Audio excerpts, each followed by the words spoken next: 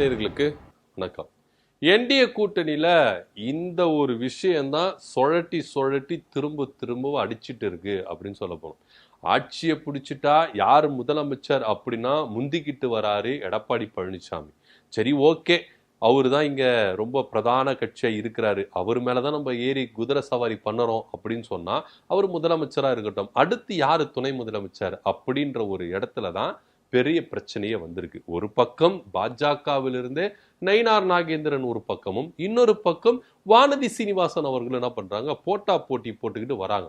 ஆனா இங்க பாஜகவுல எந்த ஒரு விஷயமா இருந்தாலும், அது டெல்லியா இருந்தாலும் மற்ற மாநிலங்கள், ஒட்டு மொத்தமா பாஜகவுல எதனா ஒரு முடிவு எடுக்கணும்னா நாக்பூர்ல இருந்து தான் முடிவு எடுப்பாங்க. அது என்னப்பா, தமிழ்நாடு இங்க இருக்கு, நாக்பூர் இங்க இருக்கு, அது என்ன அப்படின்னு சொன்னீங்கன்னா நாக்பூர் ரூட்ல தான் நயினார் நாகேந்திரன் அவர்கள் இப்ப ரூட்டை பிடிச்சிட்டு வராரு அப்படின்னு சொல்லுவோம். சோ பாஜகவை பொறுத்த வரைக்கும் நீ எடுத்துட்டீங்கன்னா ஆட்சியிலும் அதிகாரத்திலும் இருக்கிறாங்கன்னா நாக்பூர்ல இருக்கிற RSS தலைமையகத்திலிருந்து வருகிற ஒரு பெயர் தான் இங்க அவங்க ஆட்சியிலும் அதிகாரத்திலும் இருக்கணும் அப்படின்றதுல எந்தவித மாற்று கருத்தும் இல்லை. சோ இப்படியா இருக்கும் பொழுது நீங்க ஆட்சியில் அதிகாரத்துல இப்ப பிரதமர் கூட என்ன பண்றாரு, தொடர்றாருல, இதுக்கும் நாக்பூர்ல இருந்து அவங்க அசைவு கொடுத்ததுனால தான் அவர் என்ன பண்றாரு, பதவியில தொடர்றாரு. சோ நீங்க எல்லாருமே எடுத்துக்கோங்க, மத்திய ஒன்றிய அமைச்சர்கள் எல்லாருமே எடுத்துக்கோங்க, எல்லா அதிகாரிகளும் எடுத்துக்கோங்க, நாக்பூர்ல இருந்து அவங்க கொடுக்கிற லிஸ்ட் தான் இவங்க என்ன பண்ணணும், இருக்கணும் அப்படின்றது பாஜகவினுடைய ஒரு விஷயமாவே இருக்கு. சோ இப்படியா இருக்கும் பொழுது இங்க யாரு துணை முதலமைச்சர் அப்படின்னும் பொழுது நயினார் நாகேந்திரன் அவர்கள் முந்தி கட்டிட்டு வராரு. ஏன்னா அவரு தென் மாவட்டங்கள்ல எந்த அளவுக்கு ஒரு வலிமை மிக்கவர், நான் மட்டும் இல்லைன்னா தென் மாவட்டங்கள்ல ஓட்டே வராதுங்க அப்படின்ற ஒரு முனைப்புல தான் பாஜகவை அணுகி இருக்கிறாரு. இன்னும் சொல்ல போனா அவரு பெரிய வெயிட் கொடுக்கணும் அப்படின்னு சொல்றதுக்காகவே இறங்கி வேலை செய்யறாரு.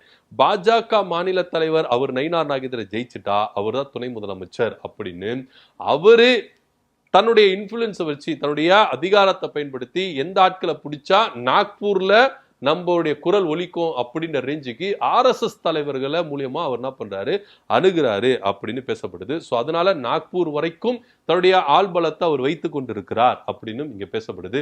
பாஜக டெல்லி பாஜக மூலியமா முயற்சிக்கிறது ஒண்ணு, இன்னொன்னு நாக்பூர் மூலியமா முயற்சிக்கிறது ஒண்ணு. டெல்லி பாஜக டைரக்டா முயற்சிச்சு இங்க வந்துட்டா ஓகே, இல்லாட்டி நாக்பூர் மூலியமா போயிட்டு அங்க வந்து என்ன பண்ணுவாங்க, பிரஷர் கொடுத்து இங்க அவரை துணை முதலமைச்சர் ஆய்க்கலாம் அப்படின்னு பேசப்பட்டிருக்கு. சோ எப்படியா இருந்தாலும் அவர் ஆல்ரெடி வந்து பாத்தீங்கன்னா அதிமுகவில் அமைச்சரா இருந்திருக்கிறாரு, பல அரசியல் நுணுக்கங்கள்லாம் தெரியும், பல எல்லா நெளிவு சுழிவும் அவருக்கு தெரியும். தென் மாவட்டங்களை பொறுத்த வரைக்கும் எடுத்துட்டீங்கன்னா நயினார் நாகேந்திரன் கொஞ்சம் வெயிட்டா தான் இருக்கிறாரு பாஜகவில் அப்படின்னு நம்ம எடுத்துக்கணும். சோ அப்படியா இருக்கும் பொழுது எப்படியாவது வெயிட்டை கொடுத்து நம்ம என்ன பண்ணணும், ஜெயிச்சிடணும்ப்பா. ஜெயிச்சுட்டு நம்ம ஒரு வெயிட் கேண்டிடேட் அப்படின்னு சொல்லிட்டு, வெயிட்டான ஒரு எம்எல்ஏ அப்படின்னு சொல்லிட்டு நம்ம போய் நின்னுட்டா நிச்சயமா நம்மளுக்கு கொடுப்பாங்க. ஏன்னா ஒரு துணை முதலமைச்சர் பதவிக்குன்னு வரும்போது யாரு ரொம்ப விசுவாசமா இருக்கிறாங்க, RSSக்கும் பாஜகவுக்கும் யார் ரொம்ப விசுவாசமா இருக்கிறாங்க அப்படின்றத பார்ப்பாங்க. சோ அதனால நயினார் நாகேந்திரன் அவர்கள் இதுக்குள்ள வர்றதுக்கான வாய்ப்புகள் அதிகமா இருக்கு அப்படின்னு பேசப்படுது. இன்னொரு பக்கம் நீங்க எடுத்துட்டீங்கன்னா வானதி சீனிவாசன் அவர்கள் கொங்கு பெல்ட்ல ரொம்பவே தவிர்க்க முடியாத ஒரு சக்தியா இருக்காங்க. ஆல்ரெடி அவங்க எம்எல்ஏவா இருந்தாங்க. கோயம்புத்தூர்ல எந்த அளவுக்கு இறங்கி வேலை செய்யணுமோ அந்த அளவுக்கு இறங்கி வேலை செஞ்சிருக்காங்க. அவங்க எப்படி அப்ரோச் பண்றாங்க, எனக்கு துணை முதலமைச்சர் பதவி நீங்க கொடுத்துட்டீங்கன்னா பெண் பிரதிநிதித்துவத்துக்கு முக்கியத்துவம் கொடுத்த மாதிரி ஒரு பேச்சு வரும். பாஜக பெண்களுக்காக எந்த அளவுக்கு ஒரு முக்கியத்துவம் கொடுக்குறாங்க பாருங்க, ஒரு துணை முதலமைச்சராக ஆக்கிட்டாங்க அப்படின்னு பெருமையா பேசிக்கலாம்.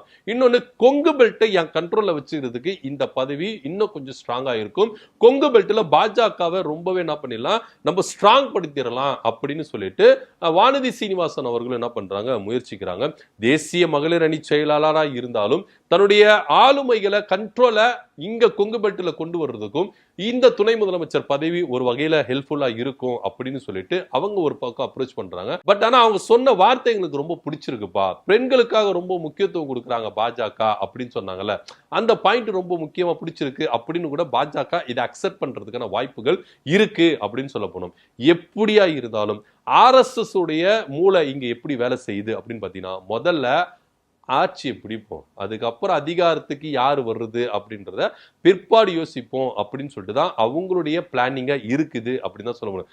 எதுவுமே நடக்கிறதுக்கு முன்னாடியே எதுக்குப்பா நம்ம அடிச்சுக்கணும் நீ நானுன்னு சொல்லிட்டு முதல்ல நடக்கட்டும், ஆட்சியை பிடிக்கட்டும், அதுக்கப்புறம் யாரு முதலமைச்சர், யாரு துணை முதலமைச்சர், யாரு முக்கியமான இலாக்கா அமைச்சர் அப்படின்றத நாங்க லிஸ்ட் ரெடி பண்ணி கொடுக்குறோம் அப்படின்னு சொல்லிட்டு ஆர்எஸ்எஸ் என்ன பண்ணுது, தன்னுடைய பிளானை இங்க இம்ப்ளிமெண்ட் பண்றதுக்கு தயாரா இருக்கு. நீங்க பாஜகவை எடுத்துட்டீங்கன்னா பாஜக வெறும் அம்பு தாங்க, எயிறுது யாரு அப்படின்னு பாத்தீங்கன்னா ஆர்எஸ்எஸ் தாங்க. ஆர்எஸ்எஸ் நிர்ணயிக்கிறது தான் இங்க பாஜகவுடைய செயல் திட்டமா இருக்குது கண்டி. பாஜக தனித்துவமா செயல் திட்டங்களை செயல்படுத்துறாங்களா அப்படின்னா அது கிடையவே கிடையாது. இன்னைக்கு என்டிஏ கூட்டணியில நீங்க வர்றவங்க எல்லாருமே வந்து பாத்தீங்கன்னா ஆர்எஸ்எஸ் உடைய பின்புலத்தில் இருக்கிற ஆர்எஸ்எஸ் உடைய அதிகாரம் மிக்க தலைவர்களா வராங்க. தேவேந்திர பட்னாவிஸ் வராரு, அதே போல வந்து பாத்தீங்கன்னா யோகி ஆதித்யநாத் வராரு. எல்லாருமே ஆர்எஸ்எஸ் உடைய அதிகாரம் மிக்க தலைவர்கள் தான் இங்க இறங்கி வேலை செய்யறாங்க. சோ என்டிஏ கூட்டணிக்கு அதிமுகவுக்கும் சேர்ந்து இங்க ஆர்எஸ்எஸ் வேலை செஞ்சுட்டு இருக்கு. இது யாருக்குமே தெரியாது. பின்புலத்துல ஆர்எஸ்எஸ் தான் எல்லாருமே இப்போ என்டிஏ கூட்டணியில் இருக்கிற எல்லா கட்சிகளா இருக்கட்டும், அன்புமணியா இருக்கட்டும், டிடிவி தினகரா இருக்கட்டும், ஏடிஎம்கேவா இருக்கட்டும், பாரிவேந்தரா இருக்கட்டும், ஏசி சண்முகமா இருக்கட்டும், அதே போல ஜி.கே. வாசனா இருக்கட்டும், எல்லாருக்குமே இங்க ஆர்எஸ்எஸ் தான் வேலை செய்யுது அப்படின்றதுல எந்தவித மாற்று கருத்தும் இல்லை. அவங்க தான் இறங்கி வந்து என்ன பண்றாங்க, வேலை செஞ்சுட்டு இருக்காங்க. இன்னைக்கு பாஜகவுக்காக ஏன் மற்ற மாநில முதலமைச்சர்கள் இறங்கி வரணும்? ஏன் அவங்க மாநில முதலமைச்சர்களுக்கு அங்க வேலை இல்லையா? ஏன் அந்த வேலைகள் எல்லாம் விட்டுட்டு இங்க வந்து இறங்கி வேலை செய்யணும்னா ஆர்எஸ்எஸ் போட்டு இருக்கிற பிளானிங் தான் இது எல்லாமே அப்படின்றது ரொம்ப வெட்ட வெளிச்சமா தெரியுது. ஸோ ஆர்எஸ்எஸ் பொறுத்த வரைக்கும் இங்க அதிகாரத்துக்கு வந்துட்டா, ஆட்சியை பிடித்துட்டா, அதுக்கப்புறம் எப்படி அதிகாரத்துக்கு வந்து ஒவ்வொரு திட்டங்களை செயல்படுத்தணுமோ அந்தந்த திட்டங்களை இங்க செயல்படுத்திக்கலாம் அப்படின்றது அவங்களுடைய பிளானா இருக்கு. ஒட்டுமொத்தமா இந்தியாவிலேயே ஆர்எஸ்எஸ் உடைய அஜெண்டா தான் இங்க செயல்பட்டு இருக்கு. மோடி அவர்களும் அமித்ஷா அவர்களும் வெறும் பொம்மை தாங்க. அவங்கள பின்னாடி இருந்து ஆட்டி படைக்கிறது யாரு அப்படின்னு பாத்தீங்கன்னா ஆர்எஸ்எஸ் தான் அப்படின்றதுல பலரும் இங்க கருத்துக்கள் சொல்லிக்கிட்டு வராங்க. சோ இப்படியா இருக்கும் பொழுது பாஜக ஒரு செயல் திட்டங்களை இங்க அறிமுகப்படுத்துறாங்கன்னா அது ஆர்எஸ்எஸ் கண்ணோட்டத்துல பாருங்க, அது திட்டம் ஃபுல்லாவே ஆர்எஸ்எஸ் உடைய வடிவமைப்பா தான் இருக்குமே கண்டி. பாஜக இங்க பல திட்டங்களை செயல்படுத்தாது அப்படின்னு இங்க பேசப்படுது. நீங்க குறிப்பா சொல்ல போனா 2024 நாடாளுமன்ற தேர்தல் நடந்ததுல அப்போ பல சர்ச்சைகள் பேச்சுகள் வந்தது. பாஜக அதாவது மோடி அவர்களும் அமித்ஷா அவர்களும் தன்னிச்சையா செயல்படுறாங்க, ஆர்எஸ்எஸ் விட்டுட்டு தன்னிச்சையா செயல்படுறாங்க, திட்டங்களை செயல்படுத்துறாங்க. ஒரு சில திட்டங்கள்லாம் மோடி அவர்களும் அமித்ஷா அவர்களும் இங்க செயல்படுத்தவே இல்லை. சிறுபான்மையினருக்கு எதிராக இருக்கிற திட்டங்கள் எல்லாம் செயல்படுத்தவே இல்லை. அதனால்தான் அந்த தேர்தல்ல பாஜகவுக்கு பெரும்பான்மையா கிடைக்கல, ஏன்னா ஆர்எஸ்எஸ் இறங்கி வேலை செய்யல அப்படின்னு பேசப்பட்டிருந்தது. இந்த ஒரு காரணத்துக்காக அவங்க பெரும்பான்மையா ஜெயிக்கல. ஒருவேளை பெரும்பான்மையா ஜெயிச்சிருந்தா ஆர்எஸ்எஸ் உடைய பேச்சுகள் இங்க எடுபட்டு இருக்காது, அவங்களுடைய பேச்சு தான் எடுபட்டு இருக்கும் அப்படின்னு ஆர்எஸ்எஸ் நினைச்சதுனாலதான் அவங்க இறங்கி வேலை செய்யல அப்படின்னு பல அரசியல் விமர்சகர்கள் என்ன பண்ணாங்க, கருத்துக்களை முன்வைத்தாங்க. இப்பவும் என்டிஏ கூட்டணி தமிழ்நாட்டில் ஜெயிக்கணும் அப்படின்றதுக்காக ஒட்டுமொத்த ஆர்எஸ்எஸ் காரங்களும் இங்க இறங்கி இருக்கிறாங்க. அப்படின்னா பாஜகவை பின்னாடி இருந்து இயக்குது, அதிமுகவை பின்னாடி இருந்து இயக்குறதுக்கு. ஒருவேளை எடப்பாடி பழனிசாமி முதலமைச்சரா இருந்தாலும் பேருக்கு தான் முதலமைச்சரா இருப்பார் கண்டி. செயல் திட்டங்கள் அவருடைய வகுக்கிற எல்லா திட்டங்களும் ஆர்எஸ்எஸ் உடைய பின்னி பிடையிற மாதிரி தான் இருக்குமே கண்டி. தனித்துவமா தமிழ்நாட்டு உரிமைகளுக்காக தமிழ்நாட்டு மக்களுக்காக இருக்குமா அப்படின்னா அது கிடையவே கிடையாது அப்படின்னு தான் பார்க்கணும். இன்னைக்கு நயினார் நாகேந்திரன் எடுத்துக்கிட்டாலும் வானதி சீனிவாசன் அவர்களை எடுத்துட்டாலும் ஆர்எஸ்எஸ் உடைய பின்புலத்தை முன்வைத்து தான் என்ன பண்றாங்க, காய்களை நகர்த்திட்டு வராங்க. இப்போ யாருப்பா முதலமைச்சர் அதை முதல்ல டிக்ளேர் பண்ணீங்க. ஏன்னா பொதுவா என்ன பண்ணுவாங்க, ஆட்சி அமைக்கும் பொழுதுதான், அதாவது ஆட்சி அமைச்சிட்ட பிறகு யாருக்கு என்னென்ன போஸ்டிங் அப்படின்றத பேச்சுவார்த்தை நடத்திப்பாங்க. வர்றதுக்கு முன்னாடியே இப்படி அடிச்சுக்கிறீங்களே அப்படின்னு சொன்னாலும் வருதுக்கு முன்னாடி இப்பவே பேசி முடிச்சுட்டோம்னா எல்லாமே ரூட்டு கிளியர் ஆயிடும்ல, அப்ப வந்து அடிச்சுக்க தேவையில்ல அப்படின்ற ரேஞ்சுக்கு தான் நயினார் நாகேந்திரன் அவர்கள் அடுத்த துணை முதலமைச்சர் ஆகிறதுக்கு அவர் ஒரு பக்கம் காய் நகர்த்திட்டு இருக்காரு நாக்பூர் ரூட்ல. இந்த பக்கம் வானதி சீனிவாசன் அவர்கள் பெண்களுக்கு பிரதிநிதித்துவம் கொடுத்தது பாஜக அப்படின்னு ஒரு பேர் வரும், அது மாத்திரம் இல்லாம கொங்கு பெல்ட் என் கண்ட்ரோல வச்சுப்பேன் அப்படின்னு சொல்லிட்டு அவங்க ஒரு பக்கம் காய்களை நகர்த்திட்டு வராங்க. எப்படியா இருந்தாலும் இதுல பாஜக எழுத்துப்பூர்வமா இங்க அதிமுக கிட்ட எழுதி வாங்குறதுக்கும் தயாராயிட்டாங்க. ஏன்னா எடப்பாடி பழனிசாமி பேச்சு விடிஞ்சா போச்சு அப்படின்ற ரேஞ்சுக்கு வந்துருச்சு. அதனால எழுத்துப்பூர்வமா நீங்க எது இருந்தாலும் எழுதி கொடுங்க அப்படின்ற ரேஞ்சுக்கு பாஜக வந்துட்டாங்க.